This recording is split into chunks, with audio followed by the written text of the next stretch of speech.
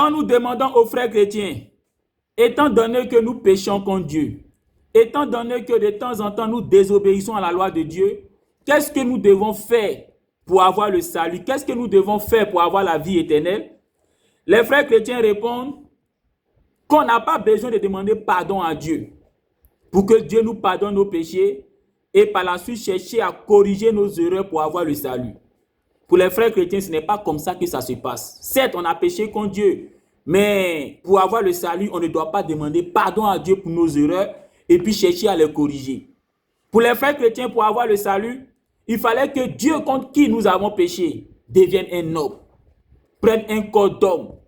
Et ensuite, nous les humains qui avons péché contre Dieu, on devait maintenant tuer Dieu qui est devenu un homme. Et maintenant, Dieu que nous avons tué devait maintenant ressusciter. Et une fois que nous croyons maintenant que nous avons tué Dieu et qu'il est ressuscité, c'est tout. Dieu nous pardonne nos péchés et il nous donne la vie éternelle. Hein? Les frères chrétiens, ça c'est la doctrine chrétienne ça. Il faut croire que Dieu qui est Jésus-Christ est mort et qu'il est ressuscité pour avoir la vie éternelle. Donc pour eux, on a péché contre Dieu, on a désobéi à Dieu, pas besoin de demander pardon pour ses erreurs, pas besoin de chercher à le corriger. Il fallait simplement que Dieu contre qui nous avons péché devienne un être humain, devienne un homme. Et nous qui avons péché contre Dieu, il fallait maintenant qu'on le tue. Et par la suite, maintenant, Dieu va ressusciter. Et maintenant, il faut croire que Dieu est mort et ressuscité pour que nos péchés soient pardonnés et pour que nous ayons la vie éternelle.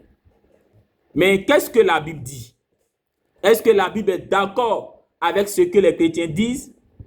La Bible dit en Proverbe chapitre 28, le verset 13, que celui qui confesse ses péchés et les abandonne obtiendra le pardon de Dieu.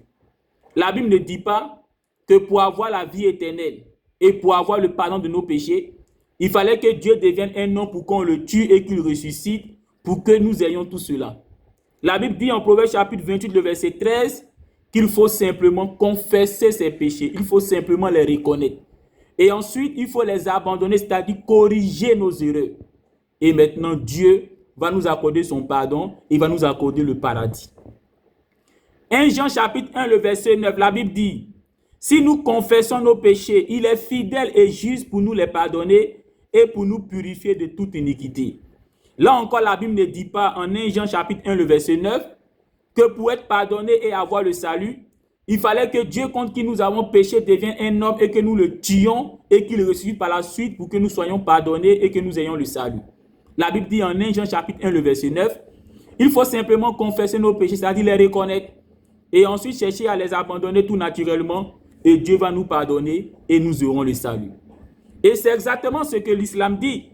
Dans la sourate 18, le verset 30, il est dit, il faut croire en Allah, il faut croire en Dieu et ensuite pratiquer les bonnes œuvres et nous aurons le salut. Et c'est exactement ce que Jésus a dit en Luc chapitre 10, le verset 25 à 28. Lorsque quelqu'un lui a demandé, Maître, que dois-je faire pour avoir le salut? Que dois-je faire pour avoir la vie éternelle? Jésus lui a dit en Luc chapitre 10, le verset 25 à 28. Tu connais les commandements, pratique les commandements.